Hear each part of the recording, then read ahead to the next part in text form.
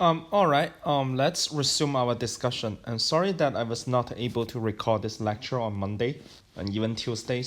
I'm sorry for all this kind of delays, and I will try to make sure things gets better in the forthcoming lectures. Right. So today we are going to move to the chapter 4, the Chernoff bond, Chernoff and Hofstadter bonds. Right. This is actually one of the most useful bonds that are used in computer science, and in fact, a lot of time when you do machine learning research, this bond is also used again and again. I guess that in case that say that after a few years after you take this course, in case I really just want you to know to memorize one thing throughout the whole course, this would be the chapter I want you to memorize. Right. So today we are going to start with talking about the moment generating function, and we are going to move to the Chernoff bond. And we start with a Chernoff bond for a very specialized case where we want to bound the tails for some of independent but only random variables. And then we will go through the entire deviation of the Chernoff bond. And finally, we are going to work on two concrete examples. Those are the examples of applications of the Chernoff bonds. Okay, let's get ourselves started. Right. So the first thing we need to talk about today is the so-called moment generating function. Moment generating function. Right. So basically. So this is the definition 4.1. It's really just that for a random variable x, the moment generating function, moment generating function. Sometimes people also call that the MGF of x is defined as excuse me, mxt equal to expectation of e to the tx, right? So notice that x here is a random variable. So mx here is a function, right? This is function is really mapping a real number to a real number, right? So there's no random variable throughout this whole function, right? But the definition of this function is done through applying the expectation operators on a random variable. So for instance, if I set t equal to 1, then I sort of get mx of 1 equal to expectation of e to the x, right? So this is really just t is set to be 1 here, right? So this is called the moment generating function. And why this is useful? Let's start with a number of fundamental properties related to the moment generating function. So I think before I even start talking about all these fundamental properties, you need to memorize one thing, right? So the moment generating function uniquely defines the random variable, right? So that really just means that if I know the moment generating function, then I know the PDF of x, and then if I know the PDF of x, I know the moment generating function of the x, right? So this is mxt and mxt, right? So this is what I mean by uniquely defined the random variable. In other words, this is a one possible way of characterizing one random variable. Right. So on top of that, let's start with walking through the theorems that are written in the textbook. Right. The first theorem is the theorem 4.1. Right. So let x be random variable with moment generating function mxt.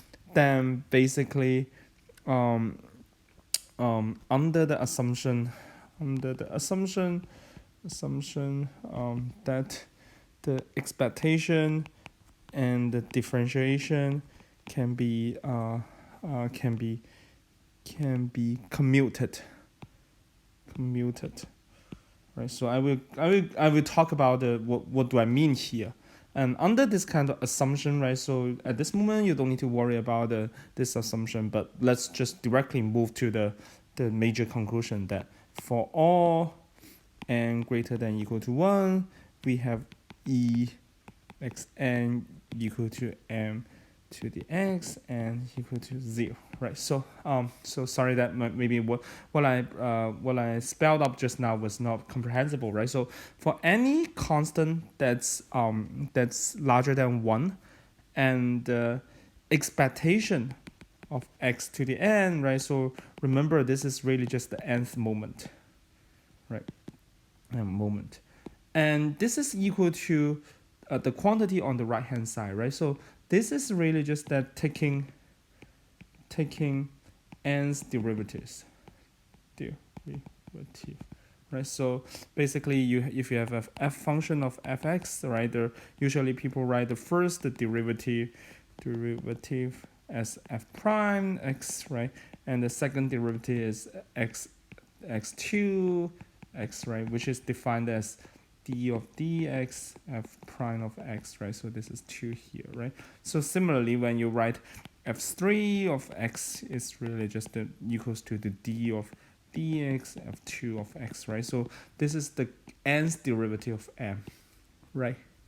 So now basically the theorem here says that the nth moment of the expectation can be found through evaluating the derivatives, the nth derivatives of the moment generating function at 0.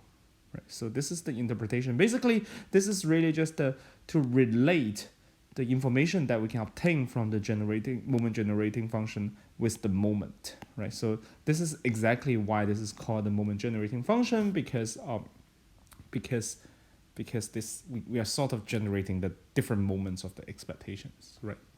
So now let's really just walk through the proof, right? So basically, is that proof, right? So now before we proceed, let's also talk about under the assumption that the expectations and differentiation can be exchanged, right? So basically, that basically means that sometimes when you have the d of dx expectation of fx, right? Sometimes it's under very mild assumption on over the random variables and the functions, we do have e of d of dx fx, right? So this is the assumption we are talking, right? So in the assumption, really just in terms of the text form, let me just rewrite that, just make sure that you know what I'm talking about. This corresponds to under the assumption that exchanging the expectation and differentiation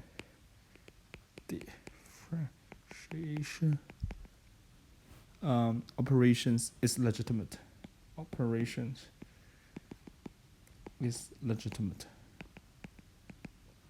Right. So this is the text that's written in the theorem. Like this is the interpretation, right? So basically, we allow the differentiation operation to be moved inside the E directly, right? So actually, for all the random variables considered in this class, this kind of assumptions is going to be held, right? So there are some uniform convergence results that are needed to be able to move things around, but we are not going to touch this kind of technicalities in this course, right? So at this moment and throughout this course, you can just simply assume that for all the functions and all the random variables we considered, you can assume this is given for free. Okay, under this assumption, then we do have m of n x, right? So I want to take the nth derivative of x, right? So I'm not even sure I'm writing things in the most correct way, but I think you get what I'm talking about, right? So this is the differentiation. I want to differentiate the function for n times, right? So using this assumption, let me just move this differentiation operations back to inside the expectation, right? So, and we do a bit of the elementary calculus. We do get x to the n, e to the tx, right? So this is a moment generating function of x, right? T, right? So and then when I set t equal to 0, then we really just get e expectation of x to the n equal to m to the x n equal to 0, right? So this is how we prove the theorem 4.1, and how do we come up with the name, the name that the mxt equal to why this is called the moment generating function, right? Why this is called the moment generating function is exactly because of the relationship we see that's over here, right? Does that make sense? Right. So we can sort of do a bit of the sanity check, right? Sanity check. Right. So to check the theorem 4.1 is correct.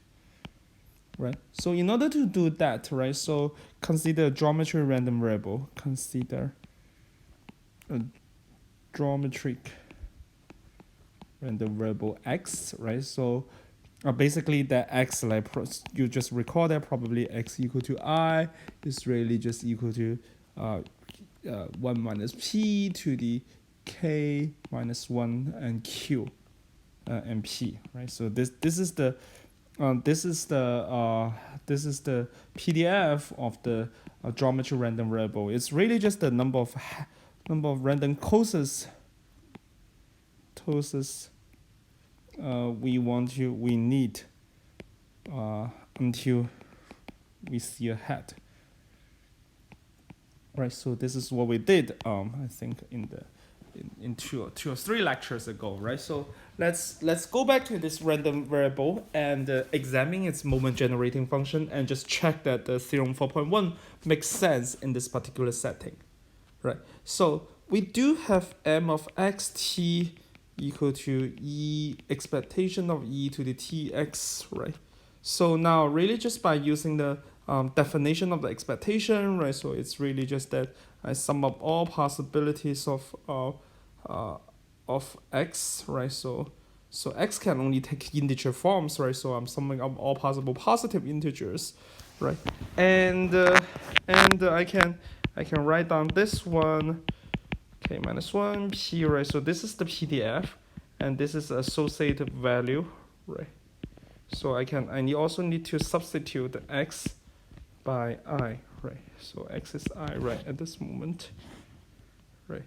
So actually in the textbook this is written as a k, right? So sorry. So this is k, this is k, this is k, right? That makes sense?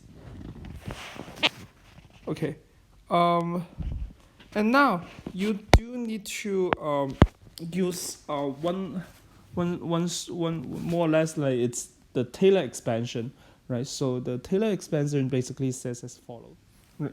So we want so this is what we are going to need very soon, right? So this is the Taylor expansion, 1 over 1 minus x, 1 plus equals to 1 plus x plus plus x squared plus excuse me, and so on and so forth, right? Plus xi, and actually this goes to infinite, right? So let me just rewrite that. So 1 over 1 minus x equal to sum of I greater than 0, x to the I, right? So this sums to all the way to infinite, and also just recall that x to the 0 equal to 1, right? So this is really mapping the excuse me, the first term, right? So so we do need this very soon, but before proceeding, like let's just move around the things here. Like let's really just copy the whole thing here. This is equal to k equal to 0 to infinite 1 minus p, k minus 1, right? K equal to 1, sorry, and p and e to the tk, right? And let's really move things out a little bit, right? So I pull all these p terms, and I also pulled one copiers of 1 minus p here. Then I'm going to get something a bit nicer. 1 to infinite, 1 minus p to the k, et to the k, right? So this is 1 minus p, k equal to 1 to infinite, 1 minus p times e, the whole thing to the k, right? So let me call this a, right? So this is equal to p 1 minus p k equal to 1 to infinity a to the k, right? So this is exactly what we saw just now. We know that when k equal to 0 to infinity a to the k is really equal to 1 minus a, right? So um so this is what we are getting here, right? So this thing is a bit strange, right? So sometimes when you first look at this term, this whole equation is a little bit counterintuitive, right? So we do need to make the assumption here that x is less than 1. Excuse me. Right, sorry for that. Right, so now, because of that, we can sort of simplify things here is equals to 1 plus k rounding from 1 over infinite a to the k, right? So I'm pulling out k equal to 0 as a special case, right?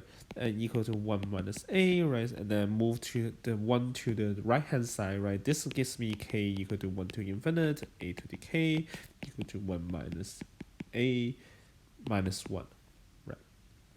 So a is also, this is our definition of a equal to 1 minus p e, right? So using this one together with this one, and then I plug into here, we are going to get that p 1 minus p times 1 minus p e to the t minus 1 minus 1, right?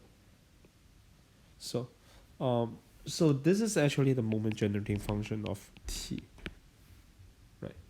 So now we can, it's, let me just write that down clearly, right? So although you can also read that from the textbook, this is p 1 over p, right? 1 minus p to the e to the t minus 1 minus 1, right? So this is the moment generating function, and then you can in fact verify that if I take the first derivative, I will exactly get 1 minus p e to the t minus 2 e to the t, right? So this is exactly expectation of x um, when t equal to 0, right? So this is the first moment, and you can also verify that in the second moment, right? So this is equal to a very very long term, and this is equal to expectation of x squared when t equal to 0. So this is how we calculate, how we just really just do a sanity check of the entire thing, right? So the entire calculation here is really just that the most non-trivial part is the utilization of this equality. It's basically, if you do the Taylor expansion, you will exactly get this one, right? Especially when under you do need to the assumption that x is less than 1. Okay. Okay, so now let's move to this next theorem, the theorem 4.2. 4.2.